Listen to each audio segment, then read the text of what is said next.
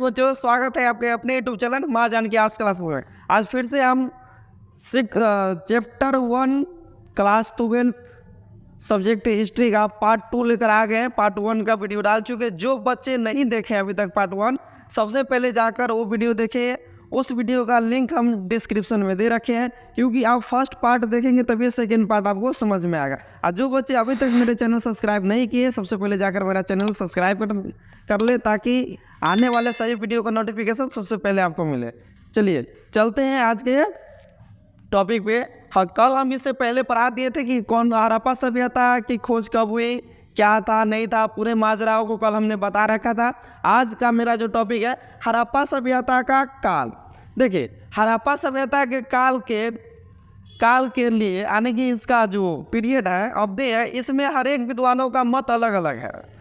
किसी का कहना है कि 3200 से 50 आदि 2750 ईसा पूर्व तक इनका कार्यक्रम रहा, किसी का 2800 से इतना। सभी विद्वानों में अपना अपना मतभेद है, लेकिन पुरातत्व के अनुसार जो कार्बन 14 के अनुसार सबसे इम्पोर्टेंट है, C14, उनके अनुसार हड़प्पा सभ्यता का जो कालक्रम है वो है कितना है, 2500 से लेकर 1750। सबसे इम्पोर्टेंट ये होने वाले। सभी को देखते हैं कि किस विद्वान ने क्या थी, किस विद्वान ने कौन सा पीरियड दिया, यानी कौन सी काल अवधि को रखा है, सभी को देखना है। लेकिन आपके लिए VVI जो रहेंगे हम वो बता देंगे, उसको आप VVI कर लीजिएगा। वहीं से आपको अगर प्रश्न आती है इस चैप्टर से कालक्रम के बारे में, तो उसी जगह से आएगा, उससे बाहर नहीं आएगा। चलिए चलते हैं। देखिए क्या है, हड़प्पा सभ्यता के काल को लेकर विभिन्न विद्वानों में मतभेद है। विभिन्न विद्वानों ने इस सभ्यता के काल नियमानुसार निर्धारित किया है, अपने अनुसार इसका काल बताया है हर एक विद्वान। तो प्रथम कौन है, सर जॉन मार्शल है, जो भारतीय पुरातत्व के डायरेक्टर जनरल 1902 में नियुक्त हुए। इन्हीं के अध्यक्षता में 2 भारतीय दयाराम साहनी, रखालदास बनर्जी ने हड़प्पा सभ्यता के नगरों की खोज किया। सबसे पहले हड़प्पा सभ्यता के नगर का दयाराम साहनी और मोहनजोदड़ो का RD बनर्जी या रखालदास बनर्जी ने। तो सर जॉन मार्शल के अनुसार हड़प्पा सभ्यता का जो काल है 3250 से लेकर 1750 ईसा पूर्व, 2750 ईसा पूर्व है। कितना, 3250 से लेकर 2750 ईसा पूर्व। चलिए 2 नंबर में क्या है, अरेस्ट मैके के अनुसार कितना है, 2800 से लेकर 2500 ईसा पूर्व। क्या हुआ, 2800 से लेकर 2500 ईसा पूर्व। चलिए 3 नंबर में माधव स्वरूप वत्स के अनुसार क्या है, तो 2700 से लेकर 2500 ईसा पूर्व। कितना हुआ, 2700 से लेकर 2500 ईसा पूर्व है। चलिए नेक्स्ट में देखते हैं। नेक्स्ट में राधा मुकुंद मुखर्जी के अनुसार है 3200 से लेकर 2750 ईसा पूर्व। राधा मुकुंद बनर्जी के अनुसार मुखर्जी के अनुसार 3250 ईसा पूर्व है। नेक्स्ट में चलेंगे 5 नंबर में RES वलियर के अनुसार कितना है, 2500 से लेकर 1750। और सबसे सर्वमान्य काल हुआ हड़प्पा सभ्यता का यही 2500 से लेकर 1750, ये वाला। चलिए नेक्स्ट में देखते हैं। डॉक्टर BA स्मिथ के अनुसार है 2500 से लेकर 1500। कितना है, 2500 से लेकर 1500 ईसा पूर्व। और सबसे इम्पोर्टेंट है रेडियो कार्बन विधि या C14 के अनुसार है 2500 से लेकर 1750। तो हम सबसे अधिक इम्पोर्टेंट देंगे वो किसको, रेडियो कार्बन विधि यानी कि C14 के अनुसार है। हड़प्पा सभ्यता का जो काल मिलाती का पता लगाएगा वो 2500 से लेकर 1750 है। तब हुआ, आप VVI कर लीजिए कितने, 5 नंबर और 7 नंबर, क्योंकि दोनों एक ही है। ठीक, अगर कालक्रम से क्वेश्चन आता है तो इसका आंसर यही होगा। चलिए हम लोग नेक्स्ट चलते हैं। जो बच्चे अगर नहीं लिखे हैं सबसे पहले इसको स्क्रीनशॉट मार लें। चलिए हम लोग चलते हैं हुआ नेक्स्ट पे।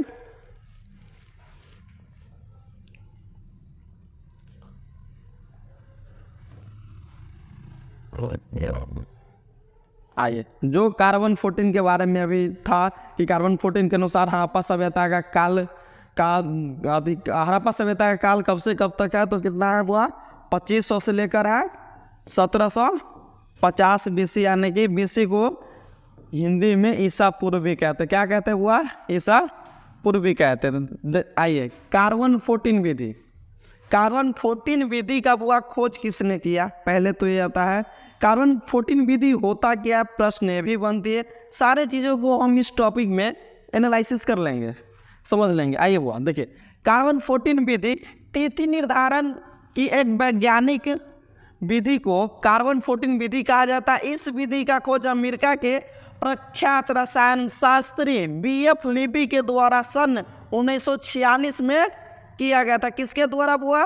कार्बन 14 का खोज किसके द्वारा किया गया था? तो बीएफ लीबी के द्वारा कब किया गया था? तो 1946 में। वो कौन थे? तो रसायन शास्त्री। कहाँ के थे? तो ये अमेरिका के थे। ये सारे प्रश्न आपके ऑब्जेक्टिव में कट जाएंगे। चलिए नेक्स्ट में देखते हैं।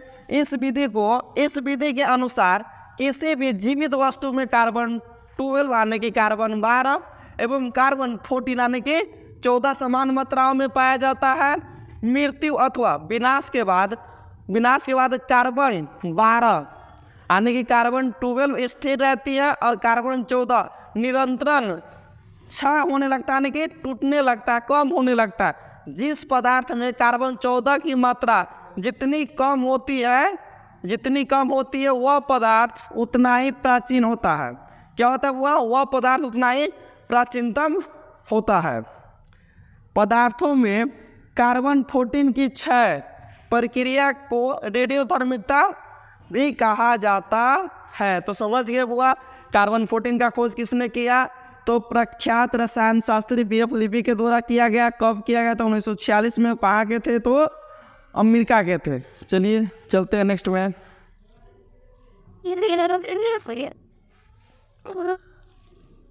आइए हुआ नेक्स्ट नंबर है कि हड़प्पा नगरों से प्राप्त वस्तुएं। चलिए हुआ हड़प्पा नगरों से प्राप्त वस्तुएं कि हड़प्पा में जिस नगर की खुदाई हुई 18 नगर था जो इम्पोर्टेंट 8 से 9 है। उस सारे नगर में क्या क्या चीज़ प्राप्त हुआ वो ऑब्जेक्टिव में भी आते हैं। जो ऑब्जेक्टिव में आते हैं वहाँ पे हम वाइट कलर से लिख दिए हुए हैं। वो सारे प्रश्न आपको एग्जाम में आया हुआ है या आने की संभावना भी है। सारे चीज़ों को आप बारीकी से समझिएगा। चलिए हम चलते हैं हड़प्पा सभ्यता। हड़प्पा नगर में हड़प्पा सभ्यता से स्त्री की लौह मृण मूर्तियाँ, स्त्री की मूर्ति जिसके गर्भ से निकलता हुआ दिखता है क्या? पौधा। जो स्त्री के गर्भ से निकलता हुआ पौधा दिखता है। पहिए वाली गाड़ी, प्रसाधन मंजूषा, RH-37 कब्रिस्तान, लकड़ी का हल, लेख युक्त कार्बन मुखौटे, शंख का बैल, तांबे के मोहरे, जौ, गेहूं की भूसी, मटर व तेल की खेती, प्रमाण एवं खरगोश के चित्र वाली मुद्राएं भी हड़प्पा नामक नगर में खुदाई करते समय विद्वानों को मिला है। ठीक, चलिए वो मोहनजोदड़ो में देखते हैं। मोहनजोदड़ो से प्राप्त, मोहनजोदड़ो सिंधी भाषा का एक शब्द है। वह मोहनजोदड़ो किस भाषा का शब्द है? तो मोहनजोदड़ो सिंधी भाषा का एक शब्द है जिसका अर्थ होता है वह मृतकों का टीला। क्या होता है मोहनजोदड़ो का अर्थ? मृतकों का टीला होता है। इसे सिंध का बाग कहा जाता है। सिंध का बाग इसलिए कहा जाता है क्योंकि इसके आसपास में सारी भूमि उपजाऊ थी। ठीक, मोहनजोदड़ो के आसपास की भूमि बहुत ही उपजाऊ थी। मोहनजोदड़ो में अनेक वस्तुएं मिली। मोहनजोदड़ो की खुदाई में अनेक वस्तुएं मिला। मेसोपोटामिया की मोहरे, दाढ़ी वाले मनुष्य की प्रतिमा, हाथी के दांत, तराजू, पशुपति की मुद्रा, 1398 मोहरे, पुजारी के सिर मोम के साँचे, कांस्य की नर्तकी, सभागार, शिव का पैमाना, सूती कपड़े का अवशेष, पानी का जहाज और हाथी का कपाल भी मिला है। शिलाजीत, गाड़ी के पहिए आदि वस्तुएं हड़प्पा सभ्यता से मोहनजोदड़ो नामक स्थान से प्राप्त हुआ। तो मोहनजोदड़ो का उत्खनन किसने करवाया था? तो रखालदास बनर्जी। कब करवाया था? तो 1922 में। किस नदी किनारे? तो रावी नदी, सिंधु नदी के किनारे। क्या है? मोहनजोदड़ो है ना जी। तो मोहनजोदड़ो को सिंधु नदी किनारे खोज किया गया था। किनके द्वारा? तो रखालदास बनर्जी के द्वारा। ठीक, वो हड़प्पा वाला बोला जाता है, समझिएगा। पहले ही बता दिए ये सबको। चलिए वो आप देखिए लोथल को हम लोग देखते हैं। किसको? लोथल को। लोथल यहाँ से फारस के मोहरे, धान की बाजरे की खेती का प्रमाण मिला। आटा पीसने वाली चक्की, हाथी के दांत का पैमाना, मनके बनाने कारखाना, कुत्ते की मूर्ति, बकरी की हड्डी, 3 युगल सावधान एवं गोदी को वह बंदरगाह कहते का प्रमाण मिला है। सबसे इम्पोर्टेंट यही कहेगा कि गोदी का साक्ष्य या बंदरगाह का साक्ष्य हड़प्पा सभ्यता के किस स्थल से मिला है। याद देगा कि लोथल से क्या मिला है, तो ऑप्शन दे देगा आपको, एक गोदी दे देगा, 2-3 दे देंगे जो आपको नहीं रहेंगे। हर हमेशा इसका जो आंसर रहेगा गोदी ही रहेगा या बंदरगाह रहेगा, जो रहे ये दोनों में से। कालीबंगा, आइए यहाँ से अग्निकुंड, बेलनाकार मोहरे, अलंकृत फर्श, तांबे की बैल की मूर्ति, लकड़ी की नाली, नक्कीदार ईंटें, मस्तिष्क सोत की बीमारी वाला कपाल, हल से जुते हुए साक्ष्य। तो क्वेश्चन पूछता है कि हल से जुते हुए साक्ष्य का प्रमाण कहाँ से मिला है, तो कालीबंगा से। कालीबंगा का अर्थ क्या होता है, तो काले रंग की चूड़िया। बुआ कालीबंगा का जो अर्थ होता है, क्या कालीबंगा का अर्थ होता है काले रंग की चूड़िया। क्या होता है, काले रंग की चूड़िया। चलिए बुआ मोहनजोदड़ो से क्रांतिकारी सामान से मिला। देखिए मोहनजोदड़ो से क्या मिला बुआ, लिपस्टिक, साक्ष्य, तराजू एवं बैलगाड़ी। चनौदड़ो में मन के बनाने कारखाना मिला। अलंकृत हाथी, स्वान, पीतल की बत्तख आदि मिले। यह मोहनजोदड़ो से 128 किलोमीटर के दूरी पे स्थित है। मोहनजोदड़ो से चनौदड़ो की दूरी कितनी है, तो 128 किलोमीटर। चलिए बनावली यहाँ से चक्राकार अंगीठिया, नाक व कान की बालियाँ, मछली पकड़ने का कांटा एवं मिट्टी के बने खिलौने आदि मिले हैं। तब वह पूछते हैं कि बनावली भारत के किस राज्य में है, कल हम बताए थे। ये आप कमेंट सेक्शन में इसका आंसर दीजिए कि बनावली भारत के वर्तमान में किस राज्य में पड़ता है। ठीक है, चलिए नेक्स्ट चलते हैं। नेक्स्ट क्या हुआ, हड़प्पा सभ्यता के प्रमुख केंद्र। कि हड़प्पा सभ्यता का प्रमुख केंद्र क्या है, आप लोगों को मैप नहीं पूछता है बिहार बोर्ड में, तो ये हड़प्पा सभ्यता के पूरा क्या है, प्रमुख केंद्र है, बता देते हैं। जम्मू में अंकुर एवं मांडा, पंजाब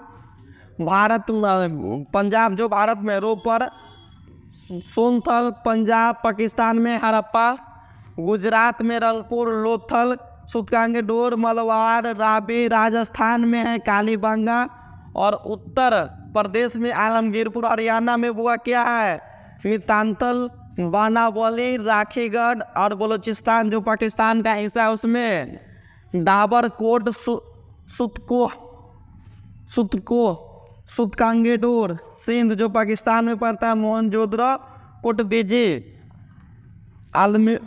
आलमी मुराद, चनहौदड़ो आदि। ये जो जिस राज्य में मिला है सभी को हम सीक्वेंस बाय सीक्वेंस इसको बता रखे।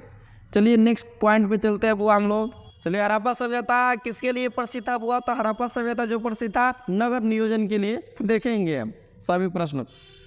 हड़प्पा संस्कृति की सर्वप्रमुख विशेषता इसका नगर योजना है। हड़प्पा एवं मोहनजोदड़ो की खुदाई पूर्व तथा पश्चिम में 2 टीले मिले। पूर्व तथा पश्चिम में 2 टीले मिले हैं। एक भाग छोटा लेकिन ऊंचाई पर बना था तथा दूसरा नगर तो नगर का दूसरा भाग कहीं अधिक बड़ा परंतु नीचे बनाया गया था। ऊंचे भाग में जो बना था उसको दुर्ग कहते हैं और निचले भाग को शहर कहते हैं। आपको देखिए, दुर्ग में शासकीय वर्ग रहते थे और शहर में जो शासकीय वर्ग में काम करता था वैसे लोग जो अति कमजोर वर्ग के लोग थे वो लोग शहर में रहते थे और दुर्ग में शासकीय वर्ग रहते थे। ये चारों तरफ से किलाबंदी किया गया था और ये नगर शहर से हल्का दूर ऊंचे स्थान पे बनाया गया था जिसको हम लोग दुर्ग कहते हैं। ठीक, चलिए नेक्स्ट में चलता है। सड़क व्यवस्था हड़प्पा सभ्यता क्या था, तो मोहनजोदड़ो की एक प्रमुख विशेषता है उसका समतल एवं चौड़ी सड़कें थी। यहाँ के सड़क 9.15 मीटर चौड़ी थी जिसे पुरातत्वविदों ने राजपथ कहा। किसे, हड़प्पा के सभ्यता जो 9.15 मीटर चौड़ी थी उसे क्या कहा, तो राजपथ कहा। अन्य सड़कों की चौड़ाई था 2.75 से 3.66 मीटर तक थी। जल पद्धति के आधार पर नगर योजना होने के कारण सड़कें एक दूसरे को किस पे काटती थी बुआ? समकोण पे दिखाएगा कि मोहनजोदड़ो के सड़कें या हड़प्पा सभ्यता के सड़कें एक दूसरे को किस पे काटती थी? आयताकार, वर्गाकार, समकोण। तो किस पे काटते थे बुआ? तो समकोण पे काटते थे। सड़कें मिट्टी की बनी होती थी जिनकी सफाई की समुचित व्यवस्था थी, जो आज नगर निगम करती है। सेम उसी प्रकार हुआ, आज भी नगर निगम का काम है सड़कें को साफ करवाना। और इससे पहले भी 2500 ईसा पूर्व में, लगभग आज से 5000 वर्ष पहले ये व्यवस्था चल रही थी भारत में, अखंड भारत जिस समय था हमारा। चलिए, जल निकास प्रणाली। मोहनजोदड़ो के नगर नियोजन की एक और प्रमुख विशेषता यहाँ की प्रभावशाली जल निकास प्रणाली थी। यहाँ से अधिकांश भवन में निजी कुएं एवं स्नानागार होते थे। भवन के कमरों, रसोई घर, स्नानागार, शौचालय आदि सभी पानी भवन की छोटी छोटी नालियों से निकलकर नाली में जाते थे। जो घर में जितने भी पानी यूज होते थे, चाहे वो किसी भी प्रकार के हो, खाना बनाने में हो, नहाने में हो, या धुलाई सफाई वगैरह वगैरह करने में जितनी भी पानी होते थे, तो नाली के सहारे जो मेन नाली था उसमें अटैच होकर वो शहर के किनारे चल जाता था, यानी कि शहर से दूर चल जाता था। और अब यही हड़प्पा सभ्यता के सबसे विख्यात करने के नगर नियोजन का सबसे मेन उदाहरण है। ठीक है, चलिए, स्नानागार का एक अलग ही अपना रोल है। स्नानागार का अवशेष कहाँ पे मिला? तो स्नानागार का जो अवशेष है हुआ वो मोहनजोदड़ो में मिला था। कहाँ पे? स्नानागार का अवशेष कहाँ से? तो मोहनजोदड़ो। अभी देखेंगे स्नानागार। यह विशाल स्नानागार मोहनजोदड़ो में एक प्रमुख सार्वजनिक स्थल है। यह विशाल स्नानागार 29 फुट लंबा, 23 फुट चौड़ा और 8 फुट गहरा है। ठीक, इसमें उतरने के लिए सीढ़ियाँ बनाई हुई है। जैसे आज भी गांव में जो पोखर या तालाब रहता है उसमें बनाया जाता है सरकारों के द्वारा। संभवतः इस विशाल स्नानागार का उपयोग धार्मिक अनुष्ठानों के लिए किया जाता था। इस विशाल स्नानागार के चारों तरफ कमरे बने होते थे। यह विशाल स्नानागार तत्कालीन विश्व का आश्चर्यजनक माना जाता है। वो कमरे बने होते थे कि निहात हो आकर अपना वहाँ पे कपड़ा बदल सके, इसलिए इतना वहाँ पे सोचा गया। आइए, वो अन्नागार। यह अन्नागार मोहनजोदड़ो से ही मिला है। इस अन्नागार की लंबाई 45.72 मीटर एवं चौड़ाई 22.16 मीटर। इसका उपयोग अन्न को रखने के लिए किया जाता था, क्योंकि प्राचीन काल में अकाल पड़ने की संभावनाएं रहती थी, तो इसीलिए अन्न को स्टॉक किया जाता था कि जब भी अकाल पड़े तो इसमें से जो देश की आम जनता है वहाँ पे अनाज पहुँचाई जाए। ये राजा का कर्तव्य होता था। उस समय लोकतंत्र नहीं चलता था, वो राजतंत्र चलता था। चलिए, हम लोग नेक्स्ट देखते हैं हड़प्पा सभ्यता की राजनीति। क्या हुआ? क्योंकि हर एक सभ्यता का अपना अपना कुछ अहम अथी है। इसका तो है नगर नियोजन है, फिर राजनीतिक संगठन है। देखेंगे हड़प्पा सभ्यता की राजनीतिक संगठन का स्वरूप ही कैसा था। तो हड़प्पा सभ्यता के शासन व्यवस्था के बारे में कुछ विशेष जानकारी नहीं मिलता है, क्योंकि सारे बर्बाद हो गया था। कुछ कुछ अवशेष मिले, उसे हम लोग पता लगाते हैं। उत्खनन के स्वरूप जो कुछ साक्ष्य मिले हैं उनमें हम इस सभ्यता की राजनीति का अनुमान लगाया जा सकता है। अनुमान लगाया है कि उनका एक राजा था जो संभवतः कौन था? वो पुरोहित। पुरोहित मतलब होता है पंडित, होता था जनता से कर के बदले क्या लेते थे वो? जनता से कर के बदले अनाज लेते थे। अनाज लिया जाता था। सिंधु घाटी के शांतिपूर्ण जीवन को देखते हुए हम कह सकते हैं कि उसका शासन व्यवस्था उच्च कोटि की थी, कि जिस राज्य की जनता समृद्ध हो, खुशी हो, वो राजा क्या था? सबसे अच्छा अपने जनता के प्रति कार्य कर रहे थे। इनका यही का नाम था। चलिए, सामाजिक जीवन हड़प्पा सभ्यता में कैसे, यानी कि सोशल लाइफ। हड़प्पा सभ्यता में परंपरागत परिवार ही सामाजिक इकाई थी। उनका सामाजिक जीवन सुखी एवं सुविधापूर्ण था। उत्खनन के समय नारी की मूर्तियाँ अधिक प्राप्त हुई है। इससे हम यह कह सकते हैं कि यहाँ मातृसत्तात्मक समाज था। तो हड़प्पा सभ्यता में कौन समाज था? वो तो मातृसत्तात्मक। ऑब्जेक्टिव पूछा जाता है कि हड़प्पा सभ्यता में कौन सा समाज है? तो मातृसत्तात्मक, यानी कि माता के अनुसार वंश चलता था। ठीक, हड़प्पा वासी समाज की प्रमुख विशेषताओं विशेषताएं इस प्रकार था। हड़प्पा सभ्यता के लोग शाकाहारी तथा मांसाहारी दोनों होते थे। वहाँ पे मीट मछली भी खाते थे और कोई पंडित भी आने की कंठी बांध के भी रहता था, ठीक, उसे शाकाहारी कहते हैं। जो मांस मछली नहीं खाते हैं, जो वेजिटेरियन नॉन वेजिटेरियन इंग्लिश में कह सकते हैं, उसे भोजन करते थे। स्त्रियां जुरा बांधती थी, पुरुष लंबे लंबे बाल तथा दाढ़ी रखते थे। इसमें 3 में इस सभ्यता के लोग आभूषण के शौकीन थे। विभिन्न प्रकार के आभूषण पहनते थे, जैसे कंठहार, कर्णफूल, हंसुली, भुजबंद, अंगीठी, करधनी आदि पहनते थे। 4 नंबर में आई वचन में श्रृंगार प्रसाधन के लिए हड़प्पा वासियों भी शौकीन थे। जो श्रृंगार स्त्रियाँ आज भी करती है, लिपस्टिक लगाती है, जितना फाउंडेशन क्रीम है सभी चीज़ अपना लगाया करती है, ठीक है जी। जो उन लोगों के वो पाउडर स्नो देखिए, हड़प्पा सभ्यता की नारियाँ काजल, पाउडर आदि जितना भी, अब क्या हम उतना बताएं, आप लोग खुद क्रांतिकारी है, समझते ही होइएगा। शीशे, कंघी एवं तांबे के दर्पण का भी उपयोग होता था। जो नवोद्रो से हुआ सबसे क्रांतिकारी चीज़ मिला, उसको क्या कहते हैं, लिपस्टिक के अस्तित्व का भी संकेत मिलता है। तो पहले के ज़माना में इतना मॉडर्न था कि लिपस्टिक महिलाएं लगाती थी, आजकल की महिलाएं लगाती, भाई अच्छी बात है। सब वो अच्छा दिखने का क्या है, अपना अपना अधिकार है कि सब भाई अपना दिखे।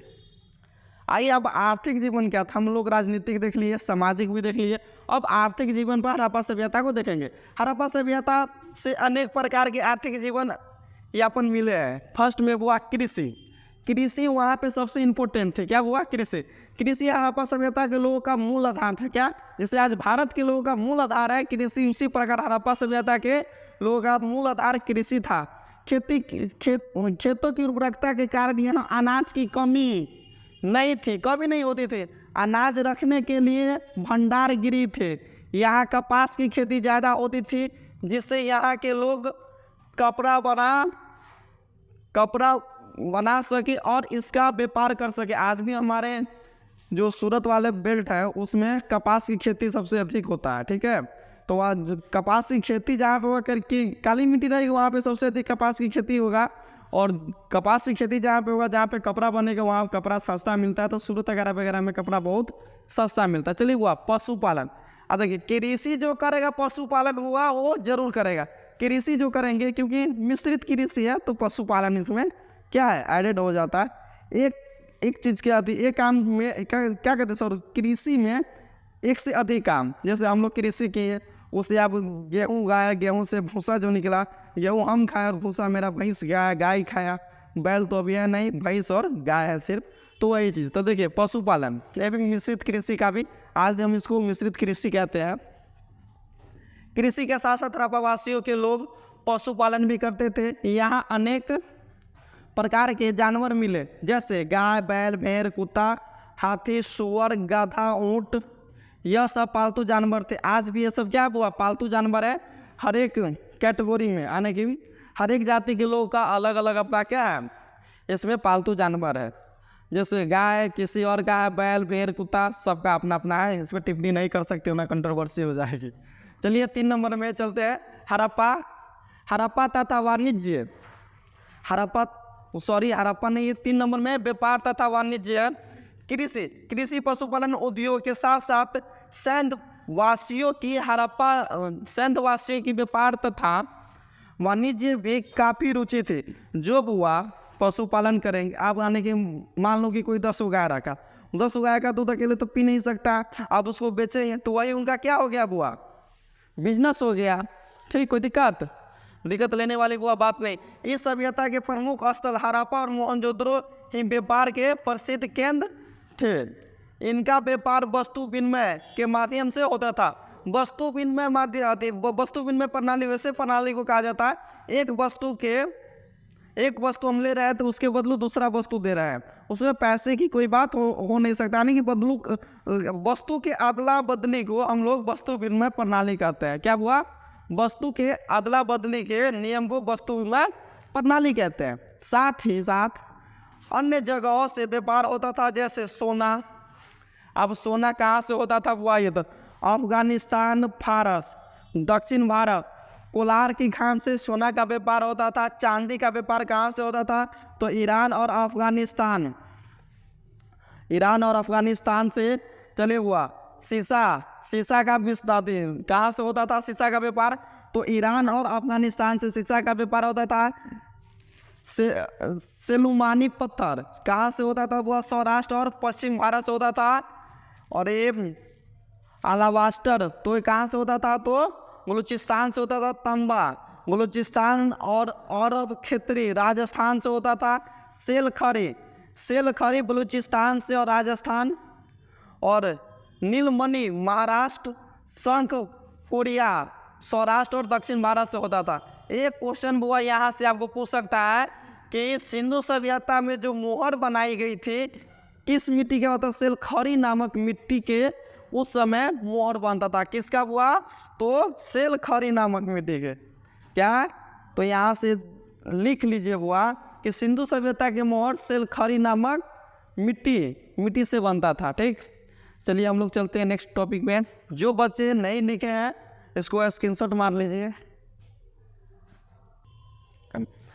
जो वो सेलखरी था ये कोई मिट्टी नहीं था, वो सेलखरी जो था पत्थर था। और हड़प्पा सभ्यता में सेलखरी नामक पत्थर से हड़प्पा सभ्यता का मोहर बना हुआ था। इससे पहले कुछ मिस्टेक हो गया था, उसको सुधार दिए। ठीक, चलिए वो नेक्स्ट में चलते हैं हम लोग। क्या नेक्स्ट में? हड़प्पा सभ्यता के नगर का पतन। क्या हड़प्पा सभ्यता के नगर का पतन कैसे होगा? हर एक विद्वान का अपना अपना मत है, सभी को हम लोग बारीकी से समझेंगे। हड़प्पा सभ्यता का पतन किस प्रकार हुआ अभी तक किसी को पूर्ण रूप से पता नहीं चला, लेकिन कुछ विद्वानों का कहना है कि हड़प्पा सभ्यता में बाढ़ आई और हड़प्पा सभ्यता का पतन हो गया। लेकिन यह सिद्ध नहीं होता है कि बाढ़ आने से इतना बड़ा सभ्यता का क्या हो जाए, समाप्ति हो जाए। ये सिद्ध नहीं होता है, तो इसमें इतिहासकारों का मतभेद हो गया। चलिए फिर दूसरे वैज्ञानिकों का यह कहना है कि हड़प्पा और मोहनजोदड़ो में आर्य लोग आए और उनका पूरा धन लूट कर ले गया, साथ उसे मार दिया। क्या एक सभ्यता, इतना बड़ा सभ्यता को एक आर्य लोग आकर समाप्त कर सकते हैं? नहीं। तो ये भी एक विवाद का कारण बन गया। चलिए नेक्स्ट में देखते हैं। क्या थोड़ा यहाँ पे विज्ञान और प्रौद्योगिकी जो हड़प्पा सभ्यता में उस समय प्रचलित थी उस सारी चीज़ों को देखेंगे। हड़प्पा सभ्यता को नगरीय सभ्यता भी कहा जाता है। हड़प्पा सभ्यता को क्या कहा जाता है? वह नगरीय सभ्यता भी कहा जाता है। यहाँ से लोग प्रौद्योगिकी में बहुत ही विकसित थे। इनका कुछ उदाहरण हम दे सकते हैं। लिपि, यहाँ से हड़प्पा सभ्यता का लिपि क्या था? वो तो भाव चित्रात्मक। लिख लीजिएगा जो बच्चे नहीं जानते हैं। ठीक है, सिंधु सभ्यता के निवासियों ने एक भाव चित्रात्मक लिपि का आविष्कार किया, लेकिन इस लिपि को पढ़ने में विद्वान असमर्थ रहे। इस लिपि को दाएं से बाएं के तरफ लिखा जाता था। चलिए वाहन में मोहनजोदड़ो से बैलगाड़ी का खिलौना मिला है। इसे हम यह कह सकते हैं कि यहाँ के लोग वाहन का भी निर्माण करते थे। 3 नंबर में हड़प्पा वासियों द्वारा बृहद सिंचाई के साधन।